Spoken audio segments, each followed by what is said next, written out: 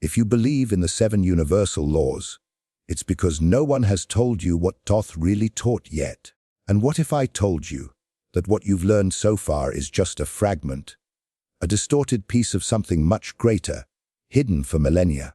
You didn't come across this video by accident. When the soul is ready, the revelation appears. And maybe right now, you're starting to feel that something has never quite made complete sense. The law of attraction works, but not always. The law of correspondence explains, but doesn't solve. Why? Because all these laws, all of them, are loose pieces of a single force. And Thoth never talked about 7. He revealed only 1. The one law that governs absolutely everything. But few are ready to hear this. Because this law can't be learned with the mind. It needs to be remembered. Stay with me until the end, because when you understand, nothing in your life will stay the same. Man is a star bound to a body. Free your light, and you shall be the all. How many truths have you accepted without ever questioning them? How many times have you heard something said with such conviction that you just believed it? Maybe you've heard there are 7 universal laws that govern everything. And that sounds deep, doesn't it? 7 is a symbolic number, sacred in many traditions. It gives a sense of order, of completeness, as if the universe were a perfect equation. But stop and think, do you really know where that idea came from? Who said there are 7? Who defined these laws? And why did you believe them as an absolute truth? Most people never ask themselves that question, because repeating is easier than investigating. Repeating what's already laid out feels safer than risking a look into the void and finding out that maybe what you thought was the whole is just a part. And that's exactly what happened with the so-called system of the 7 universal laws. They were amplified, spread, celebrated, turned into modern spiritual mantras. But what no one told you is that these laws, as they're known today, didn't come directly from Thoth. They're not inscribed in the Emerald Tablet. They weren't found in Egyptian temples, nor recorded by sacred scribes of the ancient world. The truth is that the 7 laws you've heard so much about appeared centuries later in a book called the Kybalion, a mysterious text attributed to 3 anonymous initiates, published in the United States in 1908. It's a work inspired by Hermetic philosophy. Yes, it has value. It holds wisdom, but it's a modern reconstruction, not a literal translation of what Thoth taught. It's a Western attempt to organize the invisible into understandable structures. And like every attempt to translate the sacred using the logic of the rational mind, it has its limitations. The Kybalion is legitimate in what it sets out to do. It offers a bridge, a starting point, but it's not the end of the path, and it shouldn't be treated as if it were the original source. Because when you turn spiritual principles into fixed formulas, you risk reducing the infinite to a mental framework. And that's exactly what happened. By trying to organize the mysteries of the universe into 7 basic rules, we lost sight of what lies beyond structure. We lost contact with the essence. Thoth, the scribe of the gods, never spoke of 7 laws. His teachings were delivered in symbols, metaphors, vibrations. He didn't say reality is governed by 7 principles. He said all is one. He didn't talk about effort to manifest. He spoke of remembering who you are. Because for Thoth, knowledge wasn't a manual. It was a process of returning to the origin, a process of unveiling what has always been present but was forgotten. The problem isn't in knowing the 7 laws. The problem is in believing they're everything, in thinking you've understood it all because you memorized 7 phrases. That's a subtle trick of the spiritual ego. It loves the feeling of mastering the invisible. But true knowledge doesn't happen through the mind. It happens when something vibrates inside you and breaks the illusion, when you stop repeating formulas and start feeling the truth without words. Of course, the 7 laws have value. They work like a map. But if you confuse the map with the territory, you'll never leave the same place. And that's why so many people study spiritual laws and still feel empty. Because they're looking at the effects, not the cause. They're stuck in multiplicity when the real call has always been for unity. Thoth never wrote the Kybalion, and what he did leave behind says something much simpler and much deeper. But the human mind has a huge problem with simplicity. It doesn't trust essence. It needs structure, categories, formulas, because it feels safe within systems it can understand, control, explain. That's why, over the centuries, spirituality was sliced up, turned into doctrine, ritual steps, hierarchies, quantities. Instead of seeking the living truth, we were taught to seek structures that seemed true. And so we started piling up laws, techniques, concepts, law of vibration, law of polarity, law of correspondence, 7 universal laws, then 13 more, and more recently, 21 spiritual laws. And the more they multiplied, the further they drifted from the origin. And no one realized that the excess of information was covering up exactly what was meant to be revealed, the unity behind everything. In ancient Hermeticism, the word nomos salov wasn't used as a code of conduct, but as an expression of the natural rhythm of things. The true law wasn't imposed, it was perceived. The flowing water, the growing seed, the silence that heals. Everything already followed a principle, a flow. And it didn't need to be named. Thoth, in the oldest Egyptian texts, never said there were 7 laws. What he left behind were vibrational keys, metaphysical inscriptions that pointed to something beyond language. A consciousness that didn't need explanation, because it revealed itself through presence. But modern man doesn't want presence. He wants control. That's why he turned principles into dogmas, maps into manuals. And so the laws became golden cages, shiny, organized, beautiful. But still cages, because instead of liberating, they started to limit. It's like standing in front of a massive and complex tapestry. And instead of admiring the full picture, we start studying each thread separately, forgetting they all come from the same point of origin. The mind got enchanted by the details, the parts, and lost sight of the whole. Multiplicity, in that sense, is a tool. It serves to introduce, to teach, to open doors. But when we cling to it as if it were the ultimate truth, we fall into the trap of the spiritual ego, the one that needs to accumulate, catalog, feel superior for knowing more. And knowledge becomes a burden. Wisdom gets diluted in form. It's like the alphabet. It's there to form words. But if you stop at each letter, thinking that's where the secret is, you'll never understand the message. Spiritual laws are letters. The essence is the living language that expresses through them. And it can only be understood when you let go of the attachment to the parts and surrender to the vibration that connects everything. And that's why so many still feel empty, even after reading dozens of spiritual books, studying birth charts, learning numerology, mantras, sacred codes. Because it's possible to know a lot and remember nothing. It's possible to gather tons of information and still be disconnected from inner truth. The soul doesn't seek quantity. It's not interested in formulas. It wants the center. It wants what's real. And anything that presents itself as a law needs to be tested in the fire of experience.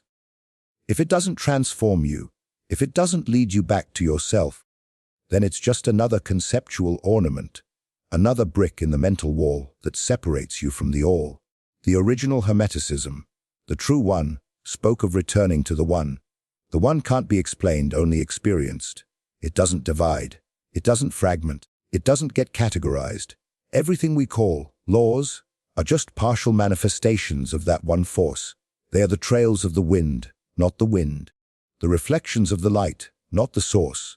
And as long as you stay stuck in the reflections, you won't see the sun.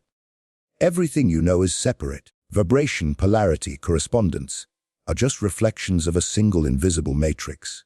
The true law is still hidden, the one law that governs all things. And it's hidden because it can't be taught with words. It can only be revealed when the mind goes quiet and consciousness recognizes itself as what it has always been. This law isn't a concept. It's not a theory. It's not a belief you need to accept. It's a reality you're already living but haven't realized yet. Before any principle, there was only being. Not being as in identity, name, profession, or social role, but being as pure consciousness. Being as presence that comes before thought. Being as the point of origin of all forms, before any duality, before time, before space, even before the idea of laws. This is the one law that governs all things of being. It doesn't matter if you call it God, universe, source, supreme consciousness, or Ajra I Am. All those names point to the same thing, a state of wholeness where there is no separation between observer and observed, a field of unity where everything is an expression of one single existential vibration. That vibration can't be divided because it's in everything. It cares everything. This law isn't written in books. It's engraved in your silence.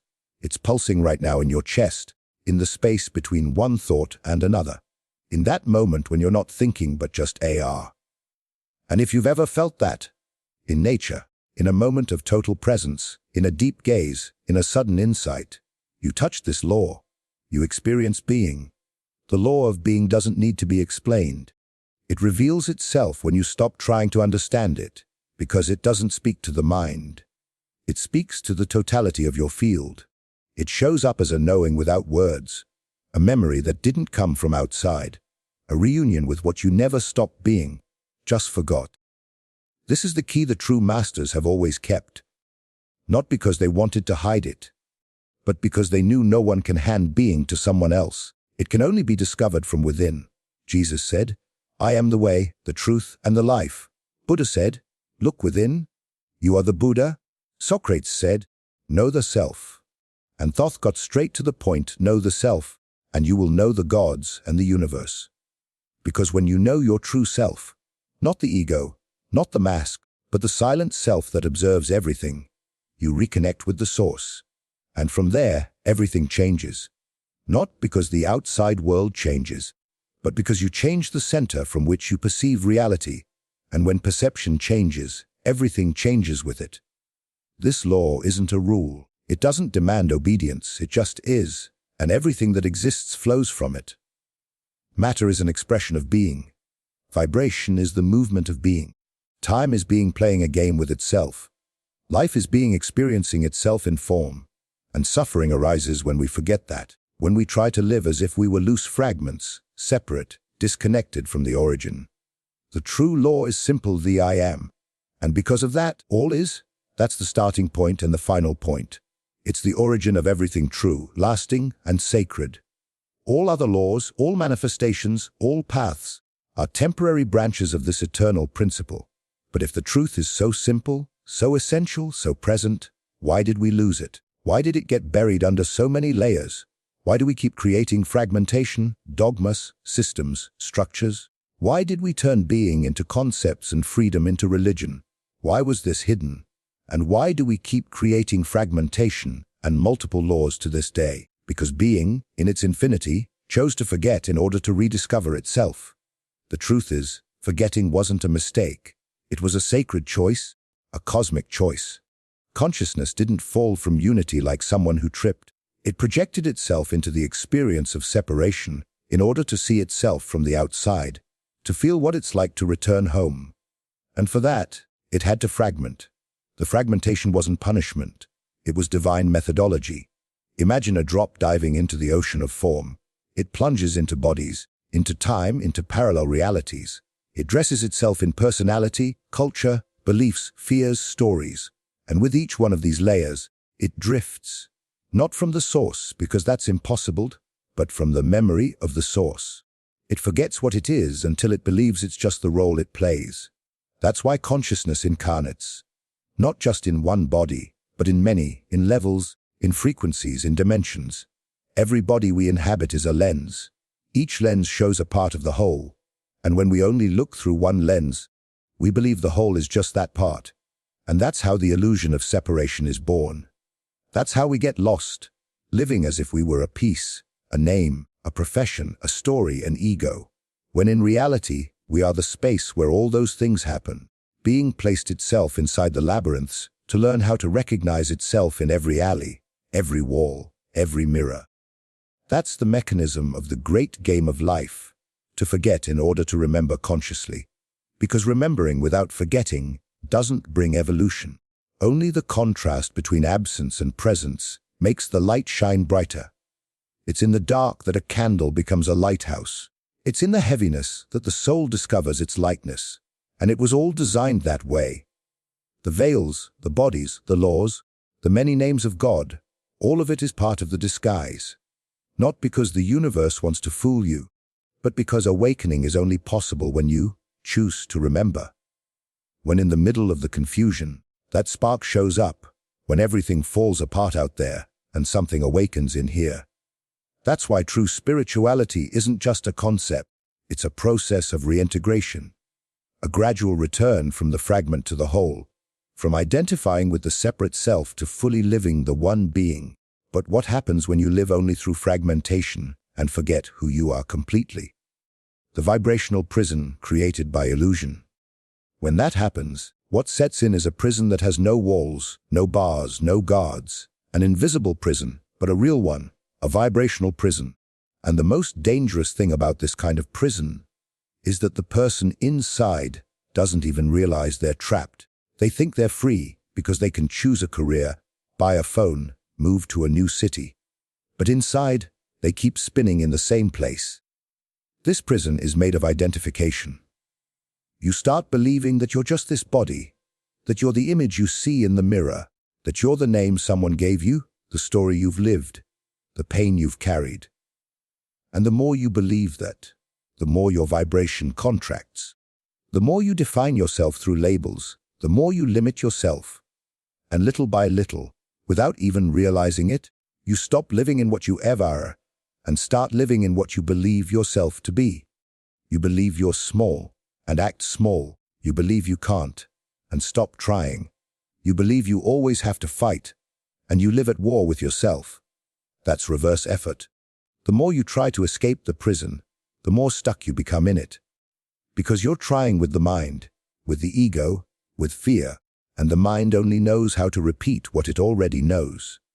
That's why so many people are tired, exhausted, because they keep searching for a freedom they'll never find out there. They keep trying to control everything, understand everything, plan everything, as if salvation is in the next method, the next book, the next technique. But all of that is still inside the same cell, just prettier bars. That's all. Suffering shows up when you move away from the one law, when you forget that you already are what you're looking for, when you believe you need to earn something that's already your nature, and then you start living outward, competing, comparing, trying to prove your worth, shaping yourself to fit in, losing yourself just to be accepted, all because you forgot where you came from. That disconnection creates distortion. You start looking for meaning in things that have no soul. You get stuck in stories that make you feel guilt, shame, fear. And that low vibration keeps attracting more of the same. More situations that reinforce what you already believed. More pain that validates the lie they told you about who you are. The world, in that state, becomes a reflection of forgetting. And everything feels hard, limited, threatening. People seem distant. Time feels scarce. Life feels like a battlefield. But what you're seeing isn't reality. It's the filter of your vibration, the lens of your disconnection. You're not living what is. You're living what you believe yourself to be. And as long as that belief is ruled by fear, scarcity, and separation, you'll stay trapped inside that energy bubble, reacting to the world, trying to survive, repeating cycles. But this prison isn't permanent. It only continues to exist as long as you're unconscious of it. Because there is a way back, and it doesn't come through effort or spiritual struggle. It comes through presence. Because when you become truly present, something subtle begins to reorganize, not outside, but inside. It's like the pieces start falling back into place, like a forgotten frequency starts vibrating again in the center of your chest. It feels like a return, but not to a physical place, a return to yourself, to the whole body. You're not just this body you see, not even this face you were taught to identify as. You. That's just the surface of a much larger structure. Way more complex and infinitely more intelligent. Your physical body is the outermost layer, the densest one, the one that makes it possible to experience life on Earth. But behind it, there are other bodies, other layers, other frequencies, and they're all connected by the same point of origin, the whole body. This body isn't visible. It's not made of flesh or thought. It's made of presence. It's the field where all your other bodies organize themselves. The physical, the mental, the emotional, the energetic, and the spiritual. All of them are different expressions of a single consciousness core. And that core is what keeps you alive. It's what vibrates even before you think. It's what feels before you can name what you feel. The problem is, we were taught to live cut off, to function in parts, to take care of the physical body, as if it's separate from the emotional, to try to understand the mind like it's not connected to the subtle field. But there is no separation. Everything vibrates together. Everything communicates. Everything is one single organism. And that's why everything you do here echoes across all planes. A destructive thought affects the physical body. A repressed emotion blocks the energy field. An unhealed trauma clogs spiritual flow. Nothing is isolated, because you're not at peace. You are the entire field. When you breathe consciously, you're not just oxygenating your lungs. You're feeding your entire field. When you speak a word full of truth, you're not just communicating. You're shaping frequencies in the field around you. When you choose to be silent, you're not just holding your tongue. You're reorganizing the very vibration of existence inside you. Returning to the whole body is stopping living in fragments. It's recognizing that you are a unified field, that your real vibration doesn't come from your restless mind or your tired body, but from that subtle layer that observes everything. The one that never sleeps, never gets sick, never doubts. It was just forgotten, waiting for you to come back. And when you come back to inhabit the whole body, something starts to happen in your vibrational field. But it's not something that comes from the outside. It's not some mysterious force that shows up to give you what you asked for. It's the you who starts to emit a vibration so aligned with your origin that reality inevitably begins to shape itself around that. Not because you're trying to manipulate life, but because finally you're being who you are. This is the shift that few people understand. You're not here to attract. You're here to be. The law of being doesn't work like a magnet. It doesn't need to attract anything, because it already contains everything. There is no separation between you and what you desire. What exists is distance between who you truly are and who you're being. And that distance is what we call suffering, scarcity, anguish. When you return to inhabiting the whole body, you begin to live from the center. And from the center, you don't attract things. You project them. Your essential vibration stops being an attempt to get something and becomes a frequency so pure, so whole, that the universe has no choice. It responds, it reflects. You don't manifest what you want.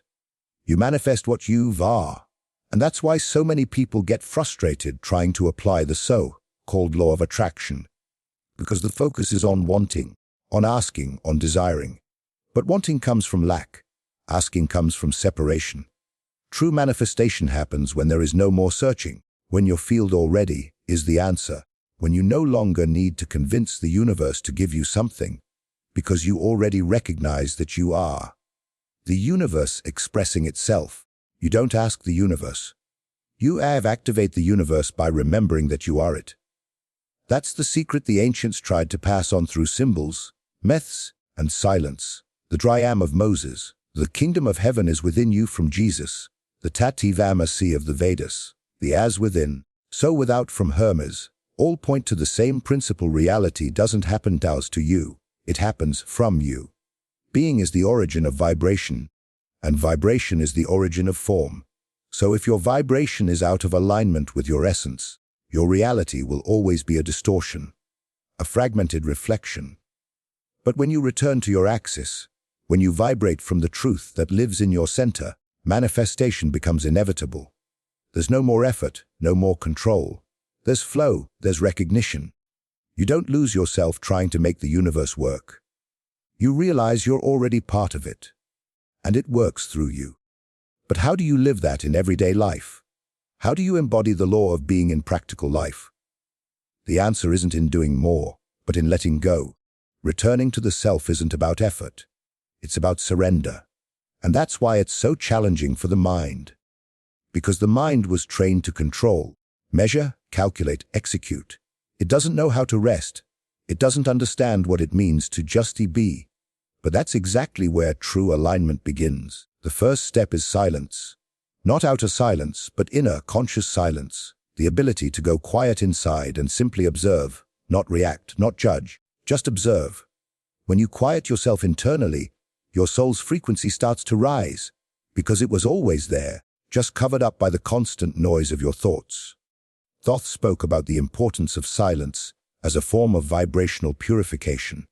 Because in silence, you hear what the soul already knows.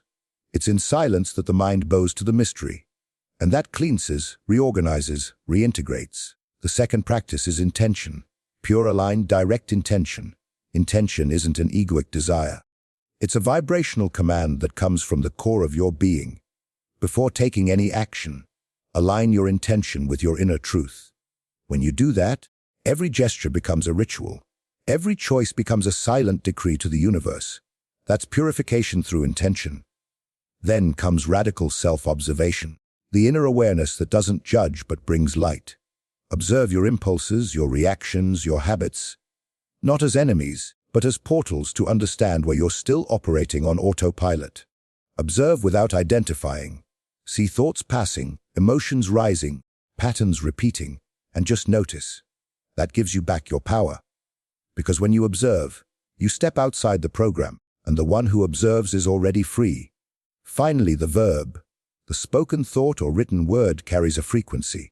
When you say something, you vibrate it into your field. That's why using words with awareness is one of the most powerful tools that exists. Speak what is true. Declare what you want to live. Feed your reality with words that support your expansion. Language is vibrational magic, and you are the magician. None of this requires effort. Only remembrance. You don't need to become anything. You just need to stop forgetting you already are. And that already are starts to change everything. And when you remember, the whole world changes without you having to move a leaf. Because when you live from the self, reality stops being a series of obstacles to overcome and becomes a fertile field that responds to your deepest vibration. It's like everything around you starts to cooperate. Not because you forced it, but because you aligned. The universe doesn't resist someone who is whole. In this state, there's no more separation between desire and fulfillment, because desire is no longer a lack. It becomes a natural expression of your essence. There's no more distance between intention and manifestation. No more effort, no more seeking. There is presence, and in presence, everything is revealed. Your divine power was never something to be achieved. It's always been there, but it only activates when you leave behind the illusion of struggle and step into the state of remembrance. Remembrance of who you are. Remembrance of what you carry. Remembrance that the source was never far away. You had just drifted from yourself.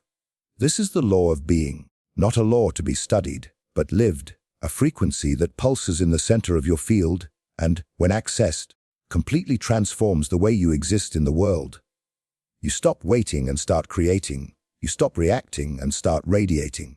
And if this video found its way to you now, it wasn't by chance. It's because you're ready. Ready to stop searching and start remembering. Ready to let go of the layers that pulled you away from your essence. Ready to activate what is already yours by nature. You didn't find this video. It found you. Because it's time to remember. And if this message touched something in you, and you feel that more people need access to this kind of awakening, know that there's a direct way to support the channel. In the first pinned comment, you'll find a way to contribute and help spread content like this across the world. Every bit of help is a seed that plants consciousness, and the universe, trust me, gives it back. But don't leave just yet. A video has been picked for you to continue your journey of knowledge and wisdom. Just click on the screen.